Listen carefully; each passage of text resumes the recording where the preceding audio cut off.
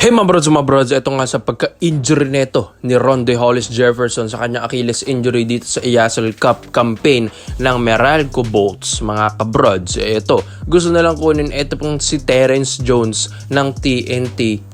Tropang giga dati na import. Ito nga yung gustong i-replace na ng TNT para sa pamalit dito kay Ronde Hollis Jefferson. Dahil syempre, sino naman ang gagamitin na or kukunin na ng TNT as their import? Diba mga kabrods? Kaya ito, si Terence Jones na lang ang kanilang kukunin. Ang former best import of the conference na Commissioner's Cup 2019. Kaso nga lang mga kabrods, may problema. Meron nga tayong mga reports and rumors na ito pong si Terence Jones ay tinanggihan pala yung 2 million pesos offer ng TNT Tropang Giga dahil ang hinihiling nga neto ay 10 million pesos kada buwan. So yun mga kabrods, yun ayon sa reports and rumors natin. So medyo malaki yun talaga, 10 million. Si Brownlee nga, kung di ako nagkakamali, mga 3 million, kulang-kulang 3 million or flat 3 million ang pinapasaw dito ng Barangay Nebra. Pero ang dami naman ang nagawa ni Brownlee para sa Barangay Nebra San Miguel. Pero ito pong si Terence Jones, 2 million pesos na yan. Tinanggihan pa niya, mga kabrod, sayang. Ayon din kasi sa reports and rumors natin, ito pong si Terence Jones ay may hinihintay na offer to sa PBA. Yes, ayon din sa reports, ito pong SMB ang gusto niyang mapuntahang kupunan. Yes, mga kabrod, dahil syempre, taong 2019, ito po kasing SMB ang malo sa TNT ni Terence Jones dati. Yes, kung saan ang import ng SMB noon ay si Chris McCollum. So, siyempre, ito pong si Terence Jones, gusto niyang mapunta dito sa SMB. Dahil ito nga, yung parang nakikita niyang kupunan na pwede niyang mapagkampyonan. Yes, mga kabrods, dahil ito po kasing SMB ay isa sa mga gustong paborito at kupunan ni Terence Jones na sabi niya hindi na siya maghihirap dito. Dahil sa TNT nga daw, meron dito mga players na hindi niya nagustuhan dati. Mga kabrods na hanggang ngayon ay naandito pa rin. Pero yung 10 million nga daw na hiling ni Terence Jones, sabi niya, ay talagang ipapangako niya na maipapachampion niya ang TNT Tropang Giga ngayon. Pero syempre, ang TNT, syempre, hindi na nila inofferan ulit si Terence Jones. Kaya ngayon, ang SMB ay naghihintay na lang. Mga kabrods, hinihintay nila ito pong si Terence Jones. Yes, mga kabrods, kung papayag sila sa offer ng SMB. Dahil ayon sa reports and rumors natin ng SMB, ay gustong offeran ito pong si Terence Jones, mga kabrods, ng 2.5 million pesos kada buwan, mga kabrods, or kulang-kulang 3 million ang i-offer ng SMB dito sa paparating na Commissioner's Cup 2026. Yes, mga kabrods, medyo malaki yun para sa SMB pero magti-take risk sila.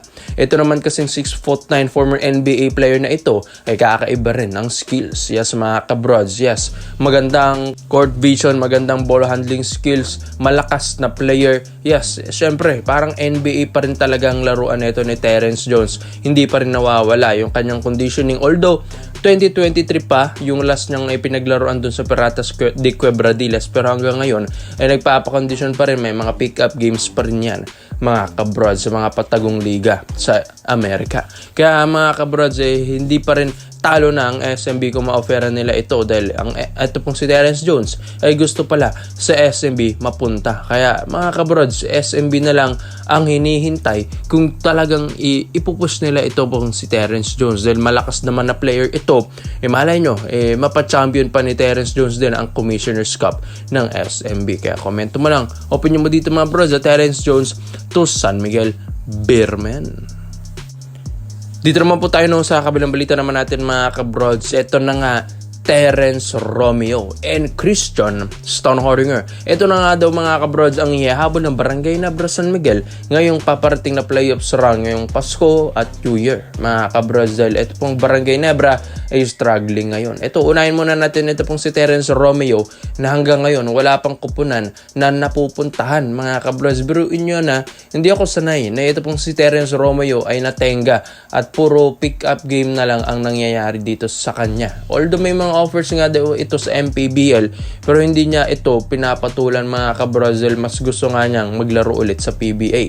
Pero ito nga Barangay Nebra San Miguel, mga kabrods, pinag-iisipan na nila si Terence Romeo dahil syempre sa pagkawala ni Maverick Amisi, wala na, nabawasan pa ng scorer ang Ginebra, pati si Jamie Malonzo hindi na nila ito mahilot dahil nakaban pa rin. mga kabrods. Kaya kailangan nila ng scorer na katulad ni Terence Romeo. Yes, magaling na point guard ito, and maski nga dati, di ba, sa FIBA Asia Cup qualifiers, mga kabrods, gusto nga ngayon makuha ito ni Coach Tim Cone, pero hindi nga lang yun natuloy dati, as well as Calvin Abueva dati, mga kabrods. Doon pala makikita mo na kailangan ng Ginebra at kailangan ni Coach Tim Cone ng isang Terence Romeo sa kanyang kupunan. So ito pong si Terence kasi, former scoring champion ito sa PBA. Kayang-kaya na itong umiscore, mga kabrods. Pag uminit ito, tsak, lista mo na. Kaya nga sayang na sayang rin ito kung hindi magagamit yung talento nito at matitenga lang ng ganito katagal, mga kabroad. Sayang kasi, lalong-lalo ng Ginebra ngayon, magpapasko na, mag-New Year. Malay nyo, hindi pa ito makapasok ng playoffs dahil sa mga pinaggagawa nila sa lineup nila. Sayang kasi, mga kabroads. Kung gusto mo makapasok ng playoffs ang Ginebra at kung gusto nyo ang Ginebra ay maayos ang laruan sa playoffs round, kung if ever makapasok sila, kailangan mo ng Terence Romeo na isang legit scorer na point guard, elite point guard. So ito pa, si C-Stand naman. Matagal na rin naman itong gustong iplano na ng Barangay Nebra San Miguel na ibalik sa team nila. Ito po kasing Terra Firma Jeep, medyo masela nito. Kailangan may offer pa daw. Pero ito pong si C-Stand, gusto na rin naman niyang ma-release sa Terra Firma. Although sabi natin na hinihintay na lang nila yung pag-release kay C-Stand sa Terra Firma Jeep, ito pong Barangay Nebra San Miguel ay naghihintay na rin, mga kabrods, at gusto na rin i-push ito. Wala sila kasing may offer na katulad ng kasing value ni Stan Hardinger dahil mawawalan na naman sila ng big man yan. Kaya kailangan at hinihintay ng Ginebra na maging free agent ito pong si Stan dito sa Terra Firma Jeep. Kaya nga, mga kabrods, pinupush na rin ito ni Bulldozer sa Jeep na ma-free agent siya para makuha ito ng Barangay Ginebra. Dahil itong Ginebra, nagra-rush na ito, mga kabrods. Gusto na nilang mahabol si Stan Hardinger dahil sa magpi-playoffs na kasi baka mamaya malaglag pang Barangay Ginebra at baka mamaya magkalat pa sila sa playoffs round. Madismaya na naman mga Ginebra fans. Dahil kung kukunin mo ito pong si Stan Hardinger, former champion din naman ito ng Ginebra, may chemistry na sa Ginebra, alam na yung sistema ng Barangay Nebra San Miguel and ni Coach Tim Cone, madali na lang ito, mga kabrods. And also, kailangan ng Ginebra ng big man ngayon. Syempre, kulang-kulang sila sa ilalim. Biruin nyo, pinakamalaki si Japit na 6'9", tas pinakasunod na yan yung 6'8" or 6'9" na si Norbert Torres. Tas alalay niyan, mga forwards na katulad ni Troy Rosario na 6'7" lang.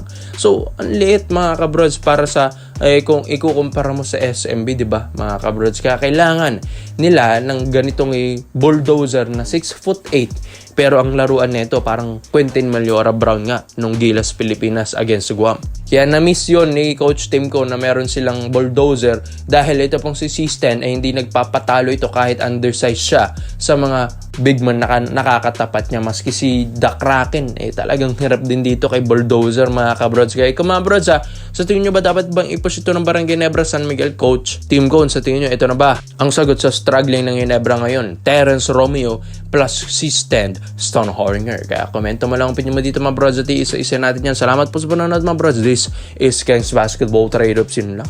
I'm out.